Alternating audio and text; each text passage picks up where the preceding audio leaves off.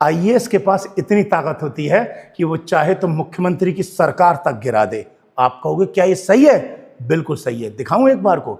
मान लो किसी राज्य में विधानसभा के चुनाव हो रहे हैं और डिस्ट्रिक्ट में सपोज करो जो आज तारीख है मान लो 11 या 12 और डिस्ट्रिक्ट में 16 तारीख को वोटिंग होनी है विधायक के चुनावों की।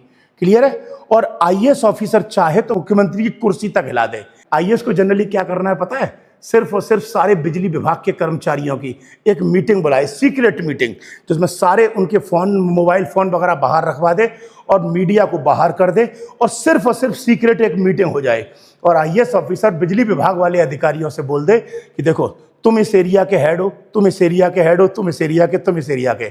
यहाँ की जनता की बिजली 1 घंटे देनी है, 2 घंटे काटनी है, फिर 1 घंटे बिजली देनी है, 2 घंटे काटनी है। लगातार 3 दिन तक ऐसा ही काम करो और पूरे शहर में ऐसा ही कर दो। 1 घंटे बिजली दो, 2 घंटे बिजली काटो, 1 घंटे दो, 2 घंटे बिजली काटो।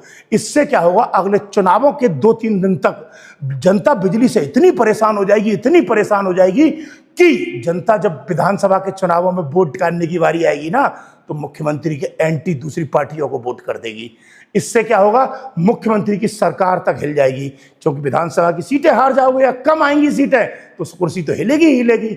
इसीलिए आपने नोटिस किया होगा कि जब भी विधानसभा के चुनाव होते हैं तो मुख्यमंत्री अपने पसंद के आईएएस, आईपीएस यानी बड़े बड़े अधिकारियों को डीएम, एसपी बनाते हैं अपनी पसंद के। क्यों बनाते हैं? क्योंकि उनको मालूम होता है कि ये आईएएस, आईपीएस चुनाव जितवाने में हमें सहायता कर सकते हैं और अगर ये अपनी पसंद के आईएएस, आईपीएस को अपॉइंट नहीं करेंगे तो ये आईएएस, आईपीएस कुछ ऐसा काम कर सकते हैं जिससे मुख्यमंत्री की कुर्सी तक खतरे में पड़ सकती है।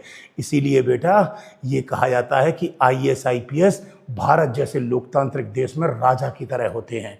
वो बात अलग है। और एक बात और बता दूं, तुम कल को कहोगे बिजली काट दी डीएम ने या कम कर दी, बिजली कटवा दी तो डीएम पे एक्शन हो जाएगा। डिस्ट्रिक्ट मजिस्ट्रेट इतना पढ़ा लिखा होता है, नेशनल लेवल का एग्जाम पास करके आया है, 3 साल लबसना में ट्रेनिंग लेके आया है और कम से कम 7, 8, 10, 15 साल से डीएम भी बना हुआ है, यानी कमिश्नर भी बना हुआ है। समझ में आ रहा है? उसके पास इतने जवाब होते हैं कि सीनियर को जवाब दे देगा कि साहब ट्रांसफार्मर फूक गया था, इस वजह से हमने बिजली काटनी पड़ गई है, या ट्रांसफार्मर में ये फॉल्ट हो गया था कि बिजली अगर रेगुलर देते तो साहब जनता करंट से मर जाती या कुछ हो जाता। समझ में आ रहा है? वो पढ़ा लिखा एजुकेटेड व्यक्ति होता है, उसके पास जवाब 50 होते हैं। इसीलिए ध्यान रखना, आईएएस, आईपीएस आज भी भारत में राजा की तरह होते हैं।